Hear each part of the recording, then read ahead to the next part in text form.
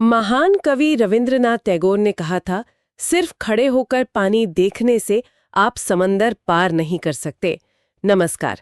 आज हम इसी सक्रिय सहयोग की भावना को भारत और ब्राजील के रिश्तों के आईने में देखेंगे। हमारा आज का विषय है कैसे ये दो बड़े देश मिलकर वैश्विक दक्षिण मतलब ग्लोबल साउथ को सशक्त बनाने की दिशा में आगे बढ़ रहे हैं। इसके लिए हम ORF यानी ऑब्जर्वर रिसर्च फाउंडेशन में छपे एक हालिया लेख के मुख्य विचारों पर थोड़ी गहराई से बात करेंगे।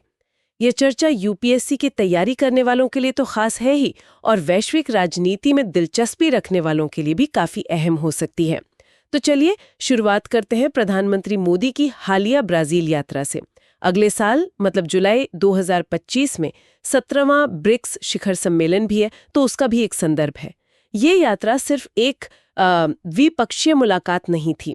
इसका इशारा कहीं ना कहीं वैश्विक दक्षिण के देशों के साथ भारत के गहरे होते रिश्तों की तरफ था, और साथ ही दक्षिण दक्षिण सहयोग को मजबूत करने का इरादा भी। तो इस यात्रा की क्या खास बातें रहीं? इसका संदर्भ क्या था? जरा इस पे रोशनी डालें।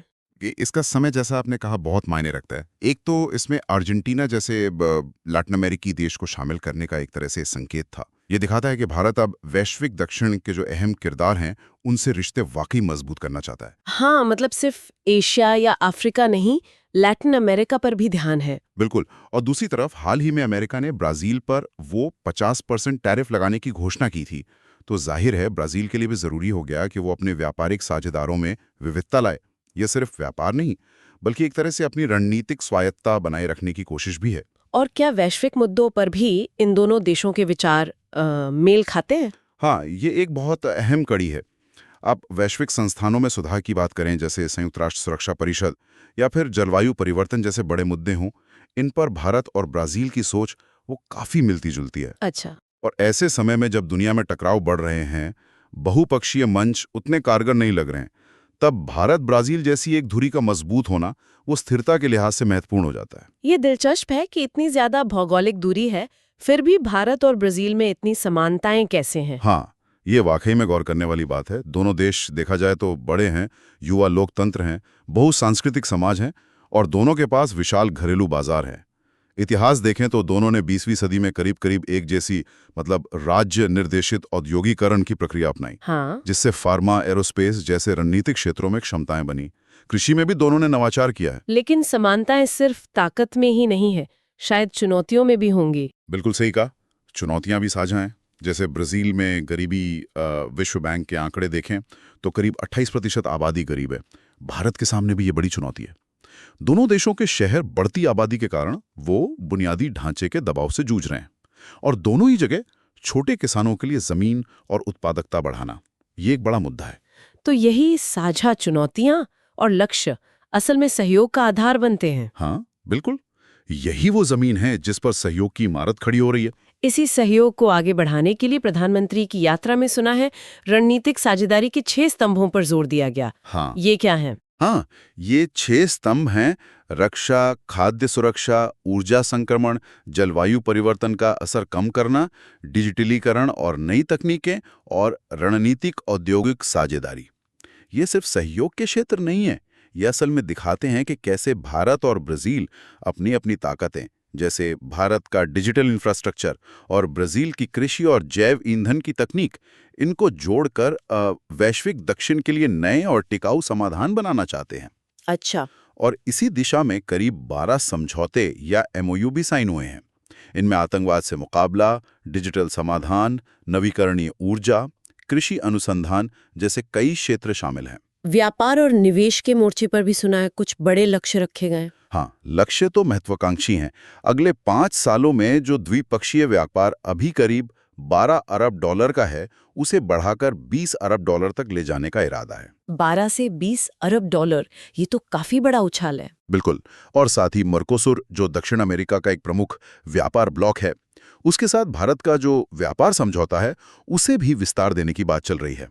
जोर सिर्फ व्यापार का आंकड़ा बढ़ाने पर नहीं है, बल्कि फार्मा, रक्षा उपकरण, खनन, तेल और गैस जैसे अहम क्षेत्रों में रणनीतिक मूल्य श्रृंखला मतलब स्ट्रेटेजिक वैल्यू चेन्स बनाने पर है। एरोस्पेस उद्योग में भी रिश्ते मजबूत करने पर ध्यान है। ऊर्जा संक्रमण और जलवायु परिवर्तन, ये आजकल हर बड़ी साझेदारी का एक अहम हिस्सा होते हैं। यहाँ क्या स्थिति है? निश्चित रूप से। और यहाँ भारत ब्राजील के बीच काफी अच्छा तालमेल दिखता है। जैव ऊर्जा और जैव ईंधन में सहयोग तो पहले से चल रहा है। ग्लोबल बायोफ्यूल अलायंस में भी दोनों देश सक्रिय हैं। जोर इस बात पर है कि ऊर्जा बदलाव साफ हो, टिकाऊ हो, न्यायसंगत हो और सबकी पहुंच में हो। हाँ, ये जरूरी है। इसी के लिए नवीकरणीय ऊर्जा में सहयोग पर एक MOU भी हुआ है। और ब्राजील ने अगले जलवायु शिखर सम्मेलन COP30 से पहले अपना ट्रॉपिकल फॉरेस्ट फॉरएवर फंड भी लॉन्च किया है। तो ये दिखाता है कि दोनों देश सिर्फ बातें नहीं कर रहे हैं, बल्कि ठोस कदम उठा रहे हैं। तो क्या हम ये कह सकते हैं कि भारत और ब्राजील मिलकर वैश्विक दक्षिण के लिए विकास के कुछ नए टिकाऊ मॉडल पेश कर सकते हैं? बिल्कुल कह सकते हैं। चाहे वो नवीकरणीय ऊर्जा हो या डिजिटल इनोवेशन या कृषि अनुसंधान, इन क्षेत्रों में उनकी जो पहल है वो सिर्फ उनकी घरेलू ज़रूरतें पूरी नहीं करती, बल्कि ये वैश्विक दक्षिण के दूसरे देशों के लिए भी अपनाने लायक, स्केलेबल मतलब बड़े पैमाने पर लागू हो सकने वाले टिकाऊ विकास के मॉडल बन सकती हैं, खासकर जलवायु परिवर्तन के इस दौर में। और ब्रिक्स समूह के भीतर इस साझेदारी का क्या महत्व है? ब्रिक्स जहां दुनिया की करीब 48% आबादी और 40% वैश्विक GDP है। देखिए, ब्रिक्स के अंदर भारत ब्राजील साझेदारी वो ब्लॉक के अंदर व्यापार और सहयोग को एक नई दिशा दे सकती है। ये चीन केंद्रित व्यापार पर जो निर्भरता है उसे कुछ हद तक कम करने में मददगार हो सकती है। अच्छा। हाँ, और सबसे अहम बात यह है कि भारत और ब्राजील के बीच कोई ऐसा बड़ा राजनीतिक तनाव या टकराव नहीं है। इससे वे ब्रिक्स के आर्थिक मंच को ज्यादा संतुलित, ज्यादा विविध बनाने में एक अहम भूमिका निभा सकते हैं। जैसा हमने पहले भी बात की, जब बहुपक्षवाद कमजोर पड़ रहा है तब वैश्विक दक्षिण के देशों के बीच ऐसे मजबूत रिश्ते बनाना और भी जरूरी हो जाता है। और भारत ब्राजील इसमें नेतृत्व करने की क्षमता रखते हैं। तो संक्षेप में कहे तो ORF का ये लेख यही रेखांकित करता है कि भारत ब्राजील साझेदारी सिर्फ दो देशों का द्विपक्षीय रिश्ता भर नहीं है, बिल्कुल, बल्कि ये वैश्विक दक्षिण को आवाज देने, दक्षिण सहयोग को मजबूत करने और इस अनिश्चितता भरे वैश्विक दौर में स्थिरता लाने वाली एक महत्वपूर्ण धुरी के तौर पर उभर रही है। ये एक बहुआयामी साझेदारी है, रणनीतिक भी, आर्थिक भी और जलवायु केंद्रित भी। इस पूरी चर्चा से एक अहम सवाल मन में आता है, और शायद हमारे श्रोताओं के मन में भी। वैश्विक शक्ति संतुलन पर इस उभरते हुए भारत ब्राजील अक्ष का आखिर क्या असर होगा, खासकर ऐसे समय में जब स्थापित बहुपक्षीय व्यवस्था खुद ही दबाव में है। ORF के लेख पर आधारित इस चर्चा पर आपके क्या विचार है, हमें नीचे कमेंट्स में जरूर बताइएगा। अगर आपको ये जानकारी UPSC की तैयारी के लिए या वैश्विक मामलों को समझने में मददगार लगी, तो प्लीज़ इस प्रस्तुति को लाइक करें और हमारे चैनल को सब्सक्राइब करना ना भूलें। धन्यवाद।